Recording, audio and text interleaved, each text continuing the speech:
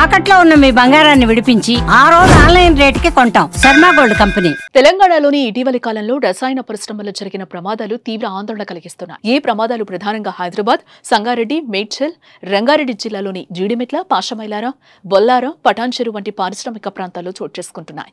2 నెలల క్రితం సంగారెడ్డి జిల్లాలోని సిగాచి రసాయన పరిశ్రమలో రియాక్టర్ పేలుడు జరిగి 13 నుంచి 35 మంది కార్మికులు మరణించారు. ఈ ఘటన మరొక ముందే మళ్లీ ప్రమాదాలు జరుగుతూనే ఉన్నాయి. తాజాగా యాదాద్రి జిల్లా చౌటుప్పల మండలం జైకేసారం వద్ద భారీ అగ్ని ప్రమాదం జరిగింది.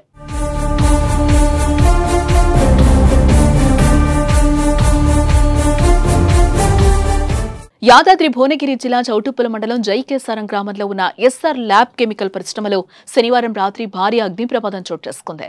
హఠాత్తుగా మంటలు చెలరేగడంతో ప్రాణాలు అరచేతిలో పెట్టుకుని ఉద్యోగస్తులు బయటకు పరుగులు తీశారు.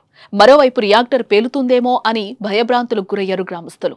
సమాచారం అందుకున్న పోలీసులు, ఫైర్ సిబ్బంది ఘటనా స్థలానికి చేరుకుని ఫైర్ ఇంజిన్తో మంటలను అదుపులోకి తెచ్చారు. ఈ ప్రమాదంలో ఎలాంటి ప్రాణ నష్టం లేదని అధికారులు చెబుతున్నారు. కాకపోతే ఆస్తి నష్టం భారీగానే జరిగే ఉంటుందని అంచనా వేస్తున్నారు అధికారులు.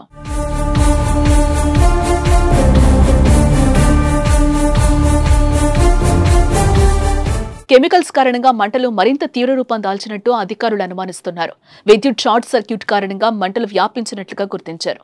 స్థానికులు ఆందోళన చెందుతూ ఉండగా పోలీసులు పరిశ్రమ వద్ద మోహరించి పరిసర ప్రాంతాల్లో భద్రతా చర్యలు చేపట్టారు. ఇదిలా ఉంటే ఇటీవల తరచూ రసాయన పరిశ్రమలు ప్రమాదాలు జనాలకు కంటి మీద కునుకు లేకుండా చేస్తున్నాయి. తెలంగాణ రాష్ట్ర వ్యాప్తంగా గత 5 ఏళ్లలో రాష్ట్రంలో 600 నుంచి 700కు పైగా పారిశ్రామిక ప్రమాదాలు సంభవించాయి. వీటిలో 500కు పైగా రసాయన మరియు ఔషధ పరిశ్రమల్లోనే జరిగాయి.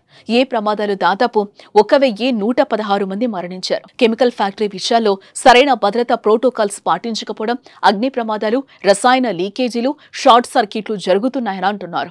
ఇప్పటికైనా ఫ్యాక్టరీల యాజమాన్యం భద్రతా ప్రమాణాలు ఖచ్చితంగా పాటించాలని అంటున్నారు.